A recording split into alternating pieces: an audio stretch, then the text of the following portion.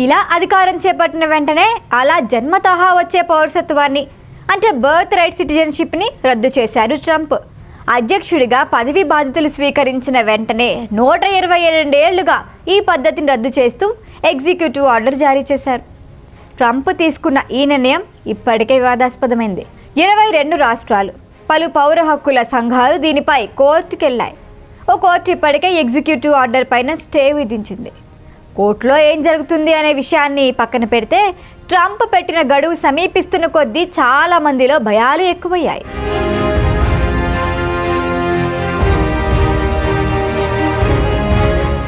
జన్మతహా పౌరసత్వం ఇది ఎప్పటిది కాదు. 127 ఏళ్ల రాజ్యాంగ సవరణ.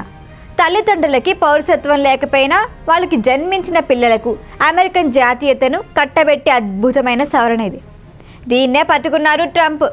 22 రాష్ట్రాలు, పౌర హక్కుల సంఘాలు కోర్టుకి వెళ్లటంతో ఇప్పటికే వివాదాస్పదమైన ఈ ఆర్డర్ అమెరికా ఇమ్మిగ్రేషన్ రూపురేఖల్ని నాటకీయంగా మార్చేస్తుంది అనే అంచనాలు ఉన్నాయి. తన ఓటర్లకు ట్రంప్ ఇచ్చిన ప్రధానమైన హామీల్లో ఇది కూడా ఒకటి కావడంతో ఆయన వెనక్కి తగ్గటం లేదు. ఇక తేల్చాల్సింది కోర్టులే. ఈ సంగతి పక్కన పెడితే ట్రంప్ తీసుకున్న ఈ నిర్ణయం యుఎస్లో నివసిస్తున్న భారతీయ కుటుంబాలపై గట్టిగా పడింది. H1B, L1 వీసాలపై అమెరికాలో పనిచేస్తున్న భారతీయులు లక్షల్లో ఉన్నారు. వీళ్ళెవ్వరికీ యుఎస్ సిటిజన్షిప్ లేదు. తమ పిల్లలు అమెరికాలో పుడితే తాము కూడా సిటిజన్స్ కింద మారుతామని ఇన్నాళ్ళు వీళ్ళు ఆశపడ్డారు.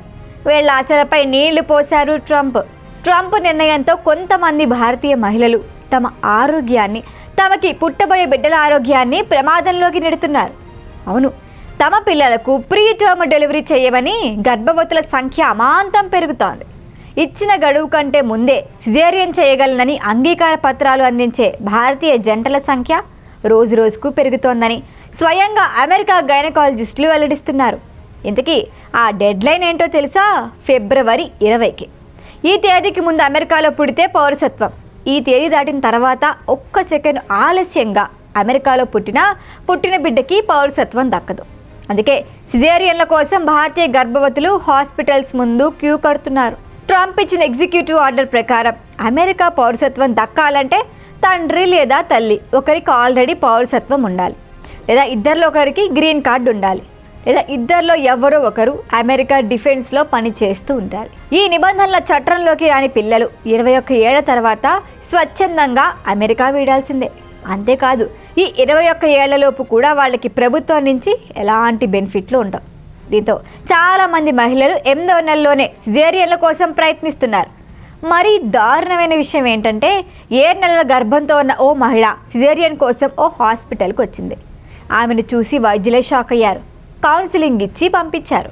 9 నెలలు నిండక ముందే బిడ్డకి జన్మనిస్తే పుట్టే బిడ్డకి ఊపిరితిత్తుల్లో సమస్యలు వస్తాయి, ఫీడింగ్ ఇబ్బందులు తలెత్తుతాయి, తక్కువ బరువు వల్ల తొందరగా రోగాల బారిన పడతారు, నరాల సంబంధిత వ్యాధులు కూడా తొందరగా వస్తాయి. ఈ ప్రమాదాలన్నిటినీ కాబోయే తల్లిదండ్రులకి వివరిస్తున్నారు వైద్యులు. అయినప్పటికీ తమకి కాస్త ముందుగానే సిజేరియన్ చేయాలని వాళ్ళు కోరితే వైద్యులు చేసేదేం లేదు.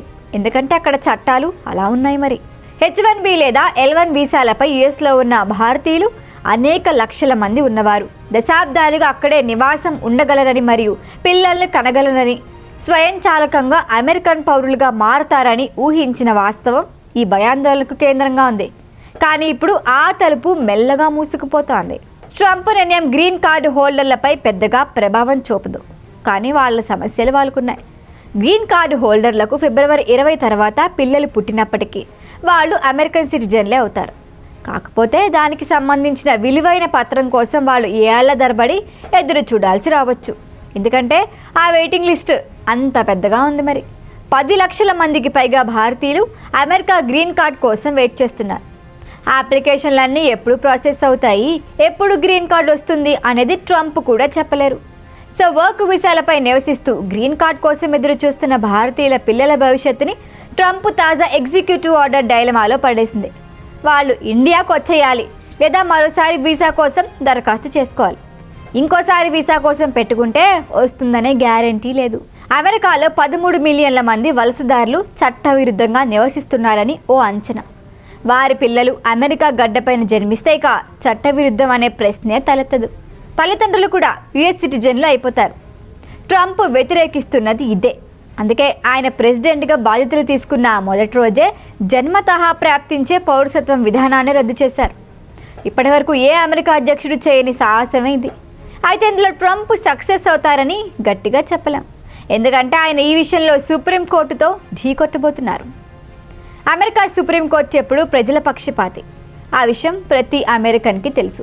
బర్త్ రైట్ సిటిజన్షిప్ని సుప్రీంకోర్టు సమర్థిస్తే మాత్రం ట్రంప్కి చిక్కులు తప్పవు. అప్పుడు ఆయన ఎగ్జిక్యూటివ్ ఆర్డర్ రద్దవుతుంది. దాని స్థానంలో బర్త్ రైట్ సిటిజన్షిప్ని రద్దు చేయడం కోసం ఆయన చట్టసభల్ని ఆశ్రయించాల్సి ఉంటుంది. రాజ్యాంగానికి సవరణ చేయడం ద్వారా బర్త్ రైట్ సిటిజన్షిప్ రద్దు పూర్తి చేయొచ్చు ట్రంప్. కానీ రాజ్యాంగ సవరణ చేయాలంటే 2 సభల్లో 3/2 ఆమోదం అవసరం. ఇంకా 3 లెజిస్లేచర్ల మద్దతు కూడా అవసరం. ఈ ప్రక్రియకు కొన్ని సంవత్సరాల సమయం పట్టొచ్చు. ఈ విషయాలన్నీ ట్రంప్కు తెలియనివి కాదు. రాబోయే పరిణామాలు ఎలా ఉన్నప్పటికీ ప్రజలకిచ్చిన మాట నిలబెట్టుకున్నాడు అనే క్రెడిట్ను దక్కించుకోవటం ట్రంప్ ఎత్తుగడగా కనిపిస్తోంది. అన్నట్లు అమెరికా రాజ్యాంగానికి 1992లో చివరిసారి సవరణ చేశారు. అప్పటి నుంచి ఇప్పటి వరకు మళ్ళీ ఆ తేనె తుట్టును కదిపే సాహసం ఎవరూ చేయలేదు.